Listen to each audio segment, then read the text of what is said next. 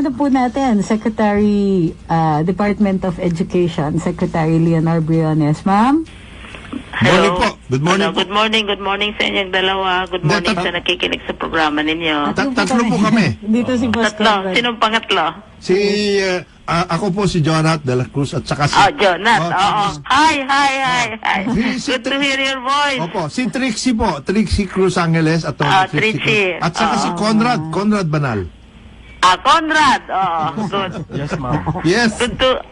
for a long time na. Tagal. Long time no see and hear. Happy New Year. Ma'am. We are all hoping it will be a better year. We are sure it will be a better year, kasi maganda naman ang ginagawa ninyo, trying very hard to make sure that this school year gets to be moving the way it should be moving. Pero mukhang maraming mga taong hindi nasisiyahan dun sa mga nangyayari na hindi naman nila naintindihan kung anong ginagawa nyo. Buti na lang nandyan kayong tatlo na makatulong sa amin na magpaliwanag sa taong bayan. Paano po iniisip ninyo ngayon? Kasi para maintindihan na ating mga kababayan, tuloy-tuloy ba yung mga programa po ninyo na mayroong sa distance learning, mayroong module, may mga ganon? Ano po yung mga pagbabago kung meron? Tuloy-tuloy pa rin kasi yung nag-umpisa kami ng October 5, di ba blended learning ang ginamit natin dahil ayaw na presidente ng face-to-face. So, pwede kaming magpatuloy dahil wala naman kaming face-to-face classes sa pagkangayon. Sana mag-pilot kami ng face-to-face pero recall itong approval ng president, okay din sa amin dahil nga may mga bagong developments along the COVID-19 front. Kaya okay lang yun. So, ang aming schedule hindi masyadong naisturbo dahil from the start, hindi naman kami nagsi-face-to-face talaga since October. Pagkatapos, pinaghahandaan din namin yung kang halimbawa dadating ang panahon na available na ang vaccine, papayag na si Presidente, patuloy pa rin yung aming paghahanda kung sakaling mag-pilot kami kasi ayaw naming diretsong face-to-face just like that. Ipapilot muna namin to see how it will work in schools na medyo ready na medyo handa. So, in the meantime also, napakalaking tulong ng mga local governments dahil kung gagamitin natin ang ITC, mga computers, etc. as an alternative delivery mode, mga local governments napakalaki ng tulong nila. Halimbawa sa Maynila, 1.2 billion ang ginastos ng Maynila para magmudmod ng mga computers at digital tools. Pasig, similar amount, 1.2 billion. Quezon City is already 2.9 billion ang ginastos nila. So, hindi siguro masasabi natin na we are doing everything na ma-provide ang mga bata ng pangangailangan nila in terms of kung mag-full na tayo sa digital. Kasi ngayon, may digital, mayroong module, may radyo, mayroong television, pero kung talagang bibilisan natin ang digital, tumutulong ng labis-labis ang mga local governments at saka civil society to add to government resources. So, yun ang developments na nangyayari. In the meantime, yung curriculum atin ding binabago. Sinabi na namin dati na hindi naman lahat na lumalabas na mali-mali ay galing sa Department of Education. Kaya tinatrack namin ito kasi we are determined to really take legal action against those who produce fake materials, no? Ang mahalaga ngayong tinitingnan din natin yung protection ng ating mga learners kasi sagana naman tayo sa batas, sa mga regulasyon from UN, galing sa atin on the protection of the child.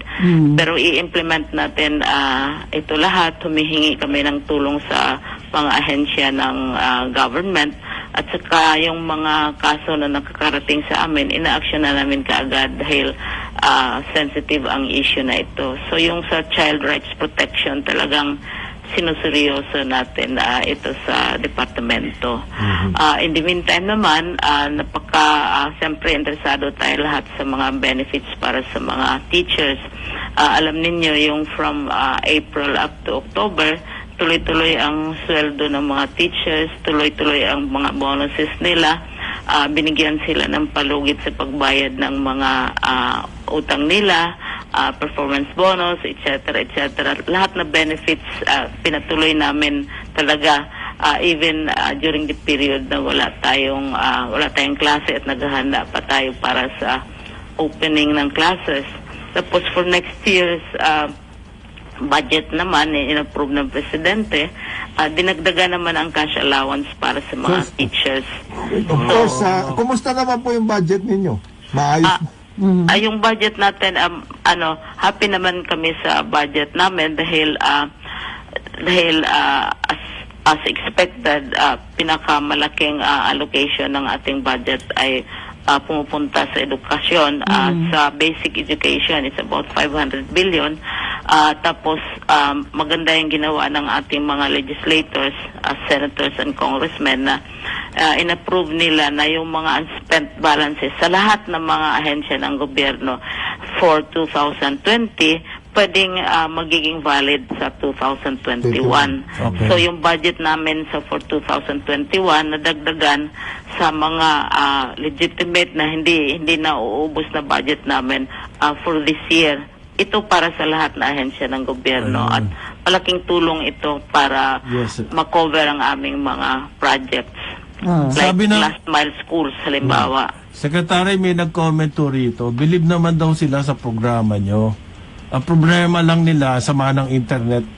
Ayan, isa. Hindi sa yan. Hindi May- din Totoo yan. Kaya nga mayroon tayong ibang mga paraan. Halimbawa sa Region 1, Region 2 ay gumagamit yung mga bata ng two-way radio. May television, may radio, at saka of course yung written modules. Ginawaan nyo ng paraan yung mga masamang internet, in other words. Yes. Kasi yung internet is only one way. Ngayon nakakatuklas na ang mga schools, mga local governments ng paraan na makontak mo ang bata even without internet. Ginagawa yan halimbawa sa Sarangani in the north. Tapos yung nakakatuwa yung mga bata makipag-usap sa teacher na gumagamit ng two-way radio. Mas gusto nila halimbawa sa Region 1, yung two-way radio, yung mga over-over, mga ganyan. Naglalakad ang bata, kausap ang teacher naman tumatawag sa parents by radio. Okay. Saka mayroon naman sa So, may TV. solusyon. Ito po may nagsasabi, baka daw pwede dagdagan yung tungkol dun sa TV at saka radio program. Meron ba? Meron. Yes. Mga celebrity pa nga yung ginamit ni Secretary. Yes, mga celebrity, sila ang nagtitrain ng ating teacher broadcasters. Kasi may program tayo na, kasi ang isang teacher na sanay na magsalita sa mga bata na nakikita niya. Ngayon, sinasanay namin na makikipag-usap sa mga bata na hindi niya nakikita, na hindi niya nakikitang personal. At saka kayo nasa radyo kayo, alam niyo iba ang skill diyan, 'di ba? Some of you study really formally for this kind of communication. Okay. So yung teacher namin, in-upgrade namin yung kanilang mga capacities dahil iba yung nasanayan nila dati at Yun. nagtuturo sa kanila sa school. Hanggang kailan po ang school year, Secretary? Pardon? Hanggang kailan ang school year?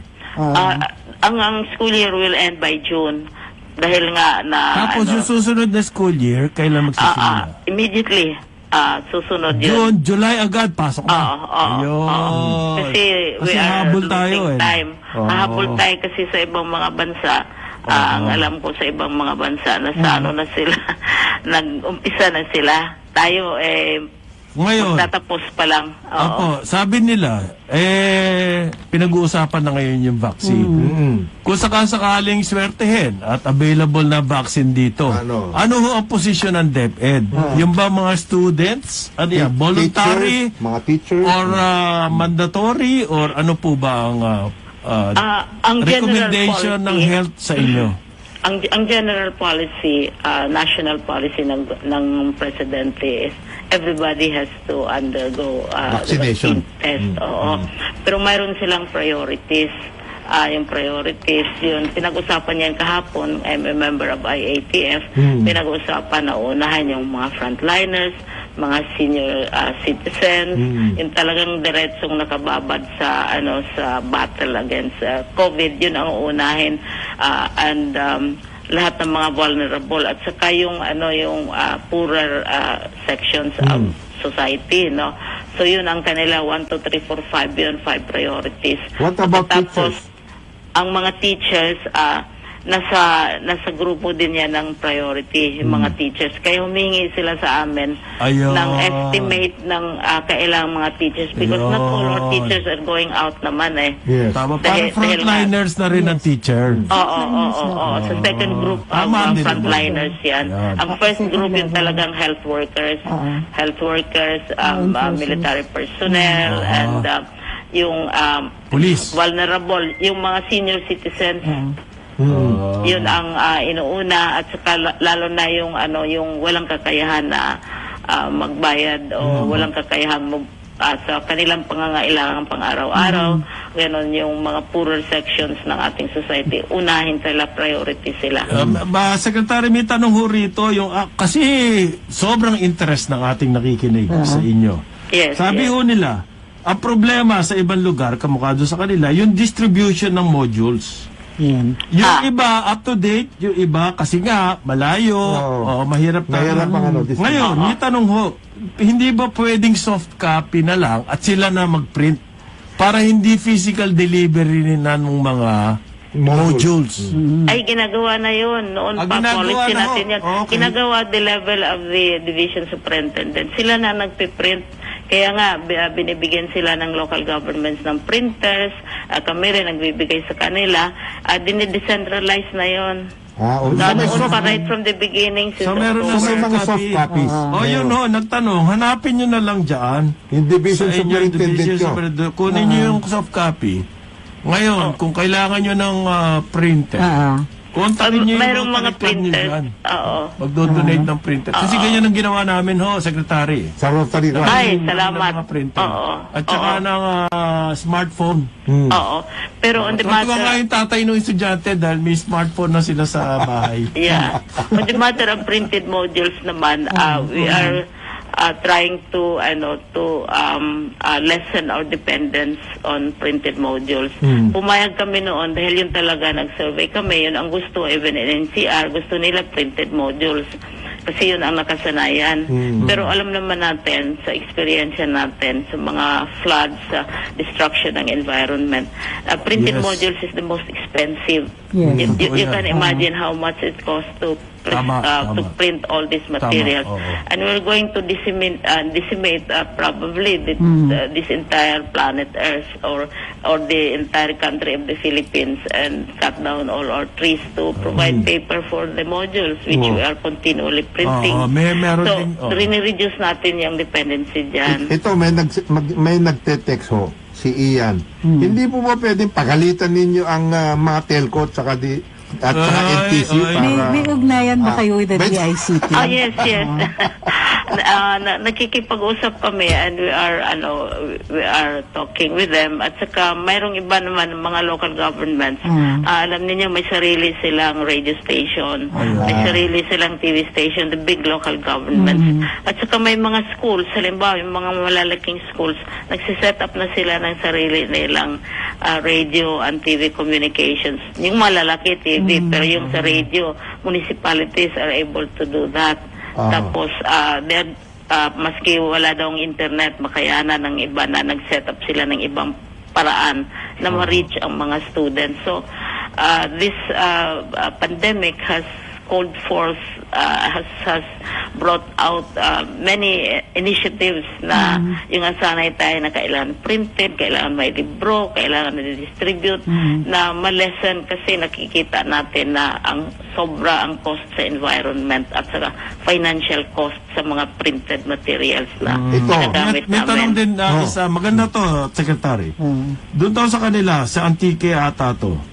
Yung Yes. Module ng elementary ay nasa Kiniraya. Math, music, Kiniraya, studies, Kiniraya. Ang dahilan daw, nagtanong sila, Mother tongue.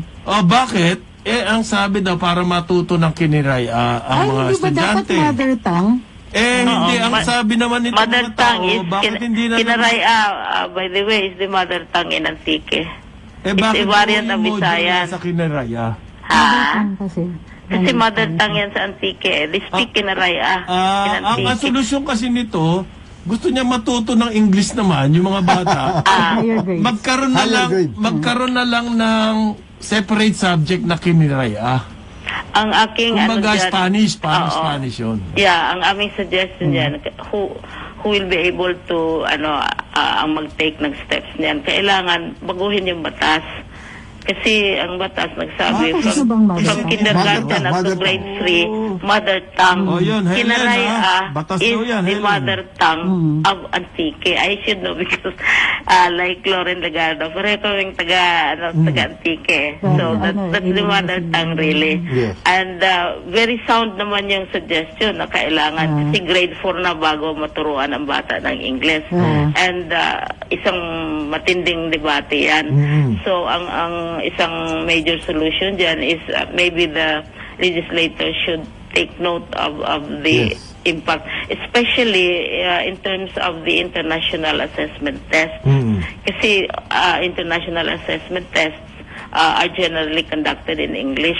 Yun. And the reason why we are low, one reason, one possible, kasi mamim na naman ako nito. yung Secretary, diyan po kayo binabanatan eh. Bakit daw sali tayo na sali sa international test? Lagi naman tayong kulelat. ay Bakit kasi pa gusto tayo nating sumasali makita daw talaga, akala natin, all these years, akala natin, number 1 tayo, ang galing natin at ang husay natin. Mahusay siguro tayo sa Pilipinas, pero tingnan natin how we stand with the rest of the world. Ayun. Na comparable, halimbawa, itong last test ng ginawa sa UN ay lahat na grade 5. Kala ko kasi nila competition to. Parang Miss No. Universe. It's really Kailangan manalo rin tayo rito, ganon. it's really like asking ourselves like Snow White, Yes. who is the fairest? Of them all. Are we fair enough? Are we beautiful? Because we like to think we are beautiful, but so we ask ourselves, will the mirror tell us that we are as beautiful as we think we are? Sinusukat ho natin yung Sinusukat sarili natin yung natin. Hindi Para- tayo sumasali sa competition. Ayun ang sabi. Oo. Importante yun. Alam mo, Gusto kung namin totoo- kasi lagi nananalo tayo sa Miss Universe eh. Gusto ang din agree ko, first time, by the way, first time tayong sumali sa PISA. Hindi tayo sumali. Mabuti And the na last time we participated on sa math and sa reading, yung teams na tinatawag, it was 2003. Matagal na. Hindi tayo sumasali dahil we think we are beautiful enough, we are great enough, we are wonderful enough. But it's also good to see how wonderful the others are. Mabuti nga sinusukat natin sarili natin eh. Oo. Pero ito, Secretary, meron si Jack. Ang sinasabi niya, kumusta naman daw po yung relationship natin with the private schools under the basic education program? Kasi laglag daw ang Okay enrollment sa naman private ang relations natin with the private schools kasi nagbibigay naman tayo ng halimbawa sa high school binibigyan naman natin ng financial assistance or financial Kasi marami daw pong Nalaglag eh. marami daw po nagsasara. Oo, sa private Eh schools.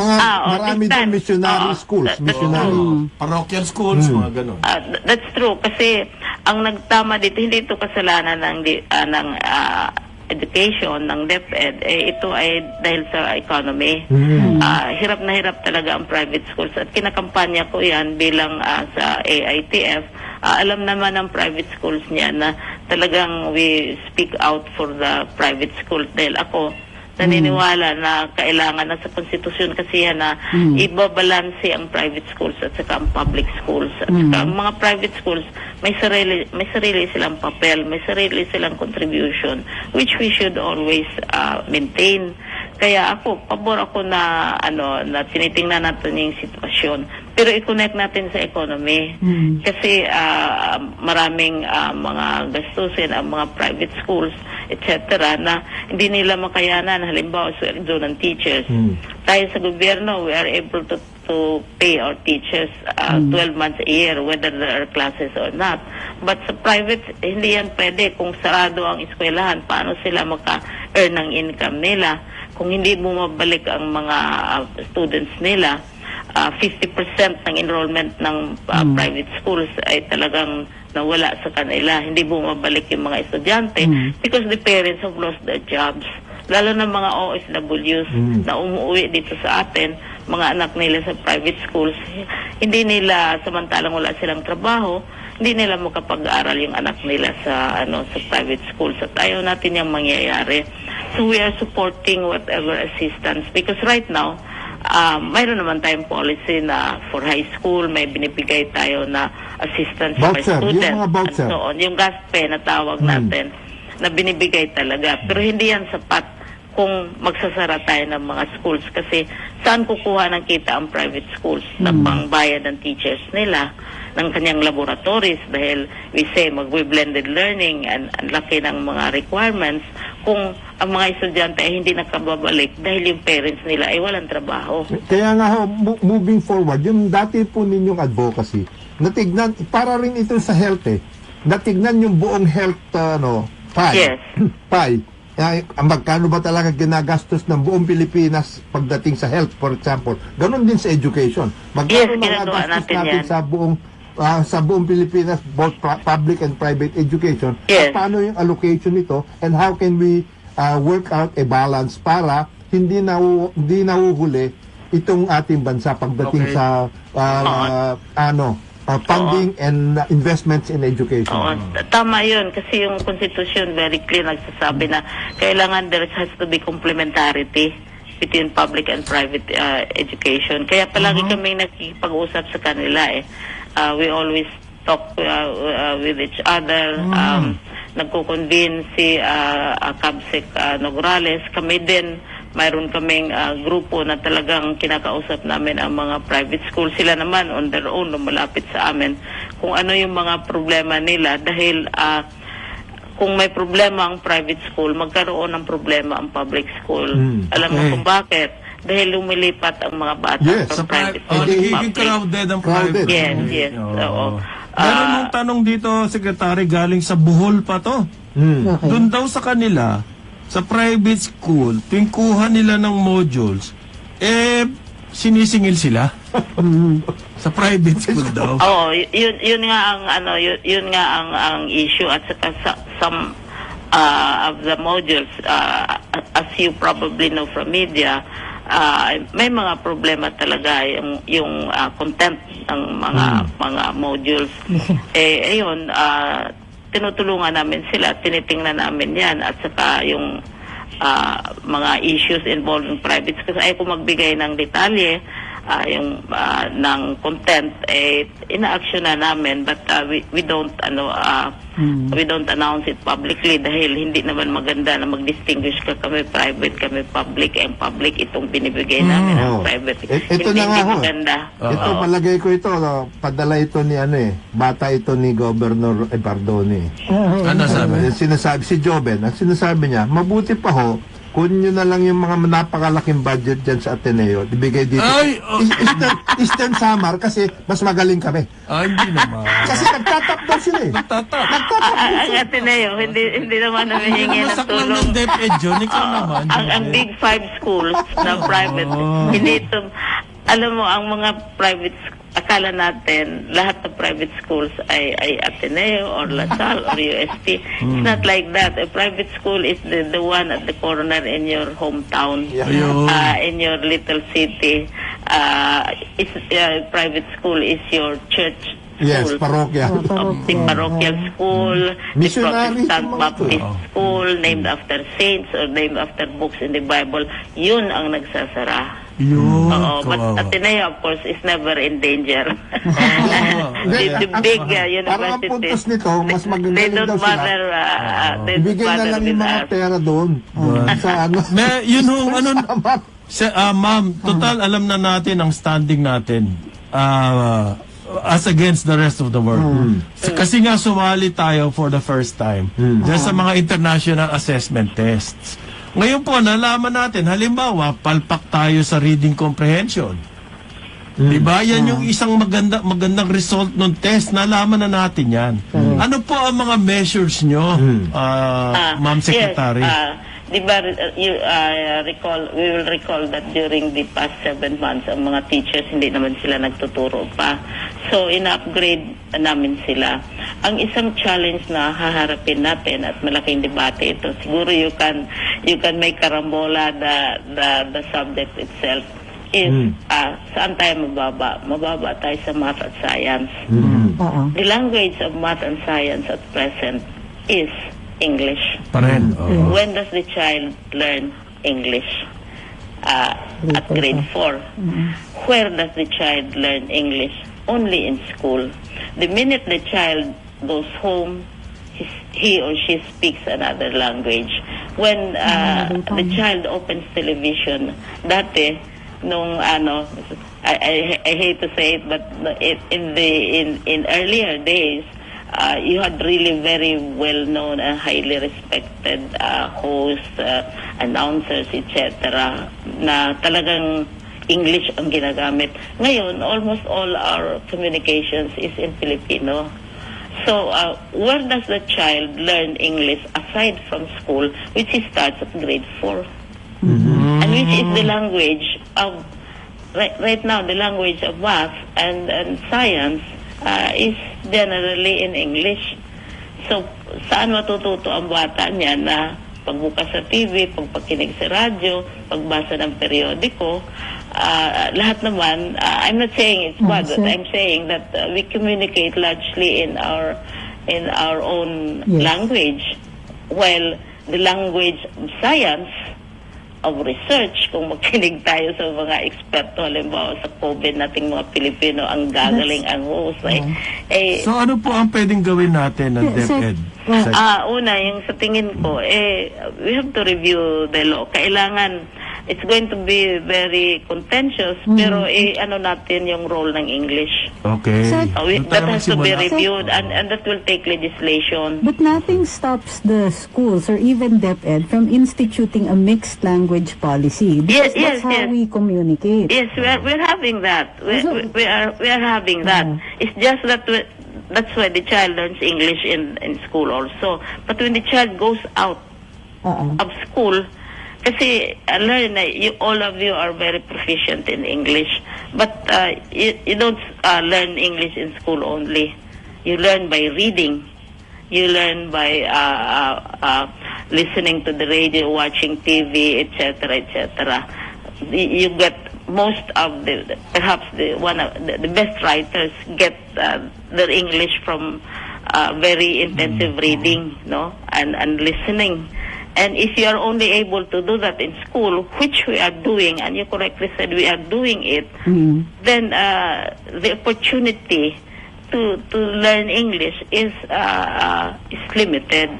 Sabi ho dito. Halimbawa, I will not mention the country because everybody knows which country this is, Southeast Asia. They have a law really requiring that each citizen, each child should learn English. Singapore. Well, yeah. It's lingua franca. You know that, and Singapore is That's not the international language. Yes, No, yes. it's actually French. And if you learn it only in school, all of you, I'm sure, got your English not only in school.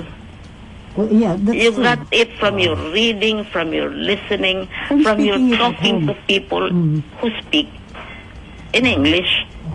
Diba? Sino daw ho ba yung mga students na kumuha ng international assessment test? Ano yan? Dumpling yan. Okay, by the Kasi way, ikaw nagpapadala tayo ng brilliant students sa mga Sa mga labanan, competition, no? At Oo, kasi- nananalo naman. Baka kung sino-sino lang daw yung kumukuha ng test. Yun Kasi, nga yung purpose nun.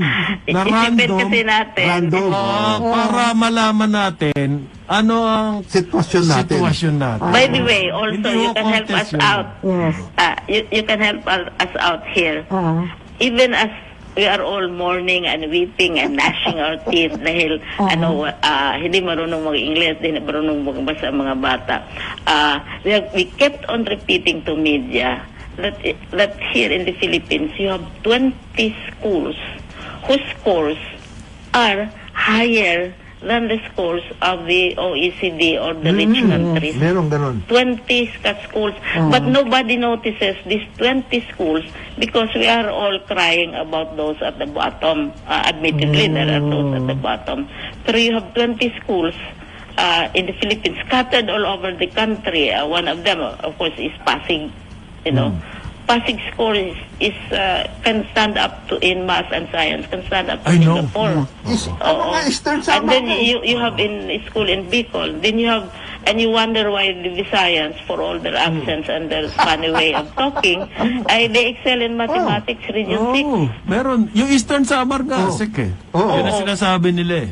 Oo, itong mga bagay na ito, maybe we should pay more attention to them. Yun ang gusto ko, linilibot ko nga sila. Like, you look at Baguio. Baguio excels in English, and the reason, of course, is obvious. Because they speak English outside of school also. And they have this history, long history of association with English.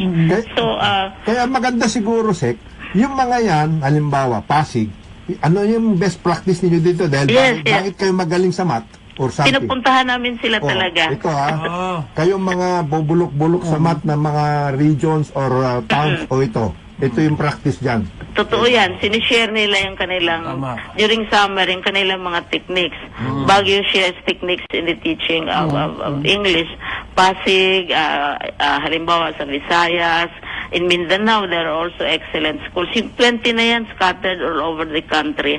And yung score nila naman, they can stand up to the OECD countries kasi minsan mas mataas pa nga yung score nila. There's a school also in Bicol. So, So, meron mga eskwelang ganon. Yes, 20 sila Pero na meron din ang score schools nila na- na talagang napakataas. Meron din schools na naiiwan. Yes. Gusto Mas natin marami, mas marami. umangat yung mga schools na yon. Ganun ba? Yes. Oo, yun. Ayan. How can Kaya we nga sabi namin, naglilibot nga ako, ano bang sikreto ninyo? Why is it?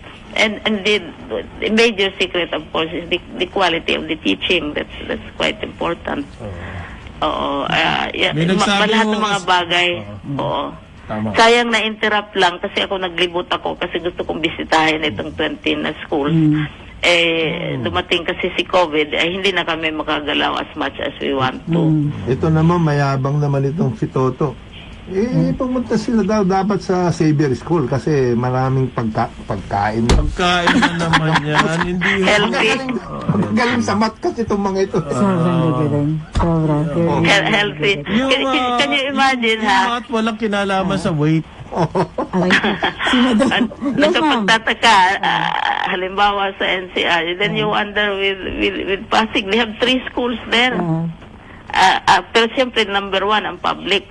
And then you have 2 private schools. So, are really doing very well. So, pinapaseminar namin yung mga teachers doon, yung principal, paano nila inaano yung mga bata, what are they doing, and Tapos yung mga teachers.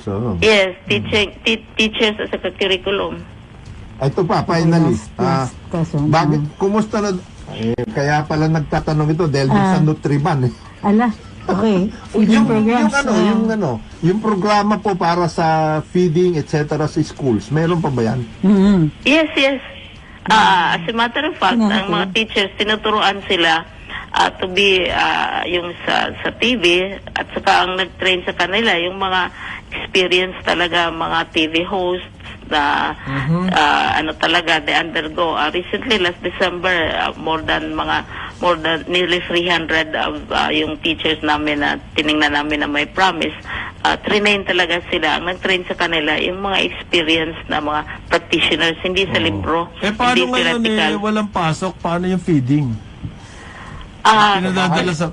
kami ang ginawa namin, Sa Rotary. imbes na feeding sa Rotary, gatas na lang muna. Pwedeng Yung inumin sa feeding. bahay. Oo. Ang sa feeding naman, tama yun. Maganda yung ng gatas, but also, mayroon ding significant number ng mga bata na lactose intolerant. Oo. So, nandiyan naman yung soya milk. Oo. We implemented that last October also. Kasi mahirap nga at saka ang bantayan lang diyan yung spoilage na hindi madali kasing masira to keep the milk Pero siguro fresh, itanong sa inyo etc. to, Secretary, kasi may nagpapatanong dito. Alam niyo daw ho ba kung saan nag-aral ng math si Vice President Leni? Grabe kayo. Sino? Unfair question yan. Unfair. Ay, huwag ka magtatanong ng ganyan. Maraming salamat po. Tungkol kay Lenny, wag na. Ulit-ulitin. Ma'am, we were going to ask you back again kasi ang dami Yeah, sure. kong tanong pa rin. Anytime. Ang daming issues. Ang daming issues eh. You have 100 million Filipinos and all of them believe they know what should be done about education. Correct. So, And we will we listen also to need your input on how we can help, how we can... We need all the help. So, lalo na kami na nasa... Like halimbawa, how do you keep your program interesting? Ayun. Yeah. So to people whom you do not see at all, Yeah. and who do not see you. May nagtatanong din, ba't malambing daw kayo magsalita? Giniray ay ata si Madam. Hindi po kayo? Kasi sa region namin yan. Yes. Pero magaling kami sa math. Maraming salamat pa sa uulitin. Wow, it was a lot of fun. Jonathan, it's good to hear your voice. Conrad, tagal nang hindi tayo nagkikita. Oo. Ma'am, thank you pa. Thank you po. Thank you. Okay, magbabalik